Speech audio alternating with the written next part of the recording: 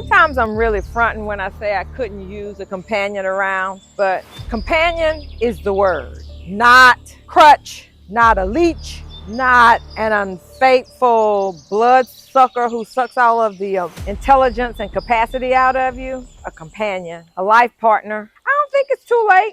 Guess who's back? Welcome back to my In Real Life series. I'm Dr. P Unfiltered. And boy, do I have a story for y'all. I'm going to be very real, and it may just be TMI. Maybe this is too much information for YouTube, but here we go. Do you know what? Do you know I dated a married man by accident? And let me tell you, married men don't cheat by accident. They cheat with strategy. I know, because it happened to me.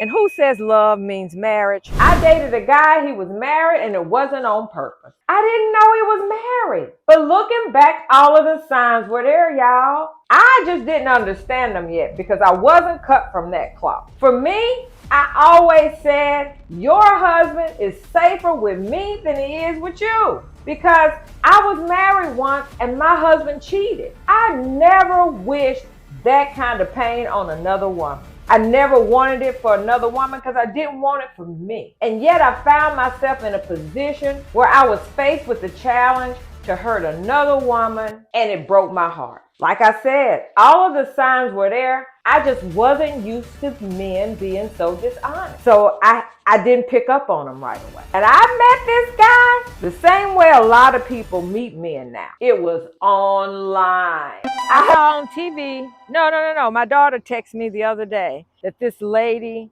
that she knew, one of her sorors, just got married. She's 72 years old. So we're not giving up on love, ladies. We're just waiting patiently, and we're living life while we do. I know. It's the same way a lot of people meet guys now. That's how we date. Like, people are parasocial. My best friend met her husband online, and they've been married now like 20 years. And she was the one who convinced me to go online and try this dating site. In fact, she gifted me for Christmas an online dating subscription.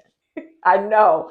People always feel like you should be desperate. And they should be desperate with you because they're feeling bad, right? Now, don't get me wrong. I'm not against online dating. But what I am against is that it's so easy to deceive people when you're online. The old way of dating is you met people through social circles, at events, at school, in the community, so you knew a little bit about them, and it was a little bit harder to deceive people or lie about your relationship status.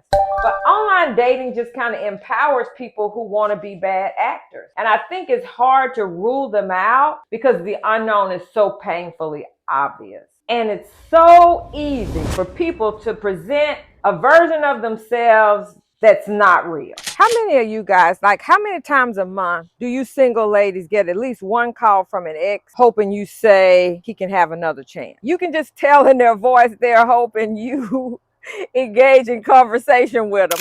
And when somebody tells you who they are, you expect them to be telling the truth, right? And this has been so many years ago. I'm sure online dating has progressed so that you can Google anybody and you can look on Instagram and Facebook and probably either find them or find someone they know. But this was 20 years ago, I would say. So online dating was kind of new. Now, before you judge me, this is not about being somebody's side chick. This is about how easy it is to get played by a man, even when he's committed somewhere else. And it's just to let you know that if it's happened to you, you're not alone. And I'm not here to judge. So let me just kind of give you the backstory before I give you the 3 lessons that I learned how to identify when a guy is being untruthful and deceitful about his relationship status. We're going to get to those lessons. But I want to start with how good it felt initially. Like, there was no confusion. It felt so easy. There was no guessing. I didn't have to chase him. I felt like oh man, this is a match made in heaven. And God must have heard all of those things I was telling him about that was on my list. You know that list we make, girls?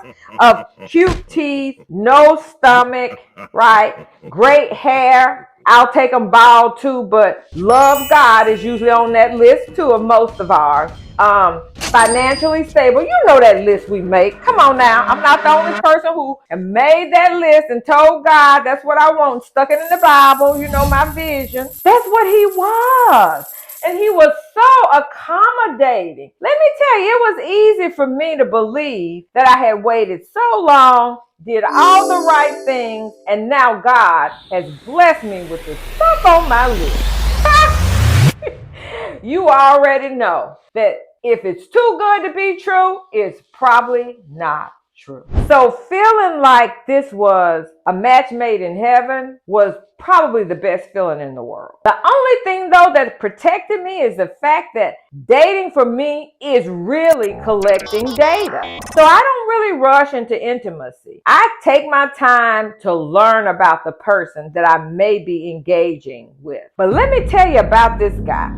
I think we don't take enough time to appreciate the simple things in life. There were no real red flags, really. But I just got this nudge. You know that gut feeling, girl? You know when something told me, it's like that gut feeling, nobody has to say anything. And I started asking around. Nobody knew him, and the guy should have been popular. You know, he was consistent. He was a high school and college football coach, very well-mannered, physically fit, nice looking, well-groomed, articulate, and he was Johnny on the spot. He was there on Saturday mornings to wash my car. We did the movies. We went to concerts. He picked me up.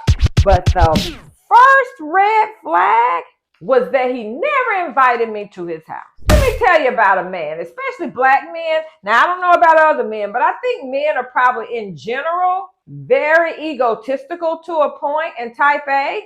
And so I have met very few who didn't want you to come to their house. Even if it was a broke down shack, ace deuce to the side, they wanted you to drive by and come in because this is what they had accumulated. Men like things, and they like to show that they've accumulated things. And sometimes women is a product of accumulating things. I really have a good life. And every morning when I come sit out here on my deck, it just reminds me of how good I really have it. I got it good, y'all. And I'm not bragging, I'm just blessed.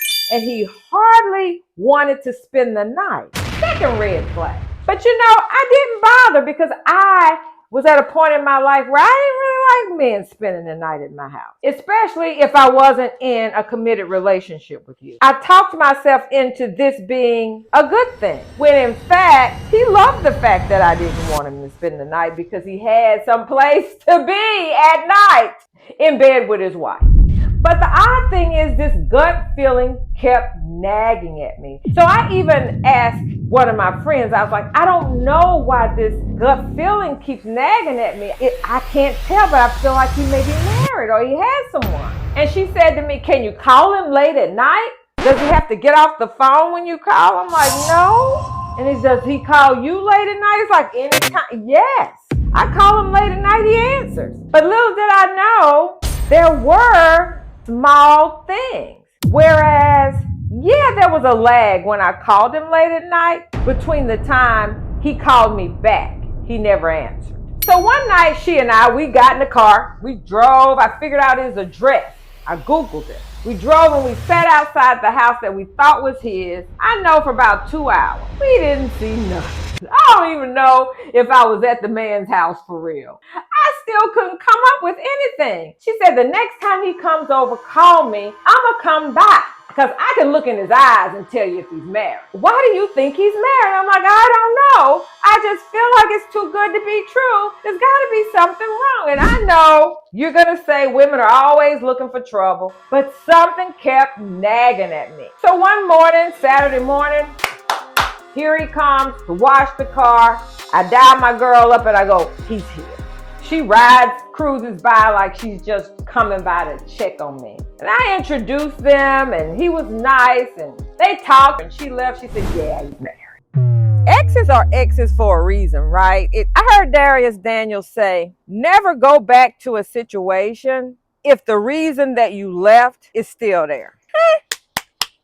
That's wisdom. Y'all need to check out Darius Daniels. He's on YouTube, Change Church. For your own edification, thank me later. And I'm like, how do you know, right? I couldn't put my finger on it. The next thing I did was I got on my knees and prayed. I said, Lord, if this man is married, open my eyes. I had no idea how to find him. And this was in the days of MySpace. Yep, this has been a while. I came across a criminal history check. It was nagging at me. And I put my $4.99 in there with my credit card number and nothing but one thing. There was an article in the paper of a junior college 5 years prior when this man was hired on the junior college level for the football team that had his bio that listed his wife and 2 children. And I got his wife's name. One click of his wife's name pulled up her MySpace page.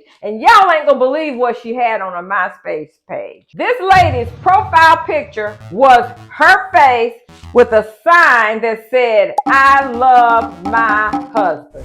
Oh! If that didn't hit you and make you sing hallelujah, it shoulda. Because what it told me was, yes, he's married. And yes, he's used to cheating. This is not new to him. Because there is no reason in the world for a woman's profile picture on a social media page to be, I love my husband. So there have probably been tons of girls that wanted to know if she loved her husband. But guess what? All of her pictures were pictures of the family, and guess who was front and center as early as 2 days before?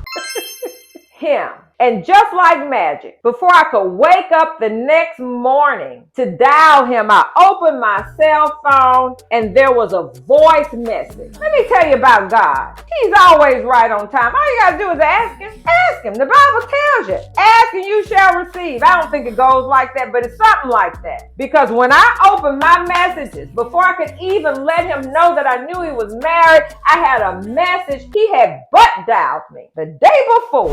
Having coffee on my deck in the morning, like that was one of my goals for early retirement. So gorgeous out here this morning. Just imagine working every day of your life and not getting to enjoy just watching the grass grow. He had butt dialed me the day before and didn't know it in the car with his wife and family. And there was an hour and a half dialogue of them just having fun and talking. And all on a butt dial. There it was, right in my face. All I had to do was ask God and ask Google. There it was, married. I forwarded him the message. Oops, you butt dialed me. I took a picture. Sent him a picture of his family, happily married, and said, thank you, but no thank you. I blocked his number and cold turkey, that was it. Now don't think he let go that quick, because cheaters never let go that fast. Oh, he was at my door. I never went to the door. I left him on red. His number was blocked. For 1 solid week, I got email after email after email. Please, you're different. Let me explain. I love you. Cheaters never win. Ladies, what is your self-worth? Do we deserve to be lied to? And I'm not judging people who are okay dealing with someone else's husband. I'm just saying that you should have the choice. You should not self-impose yourself through lies to get another woman, because it's unfair to leave that woman without a choice. You see, this is the part that women miss. The reason that married men show up so strong, it has nothing to do with you. It has nothing to do with us. They're not building anything. They can't manage anything but a side chick. They can't manage their money. They can't manage their household, but they can manage a side chick. Barely. Look, this man didn't become a liar the day he met me. From the looks of his wife's social media account, he's been a liar. And most men who cheat have cheated before. Thank God I had never crossed an intimate line with this guy, because I would have felt like I lost more than just my time.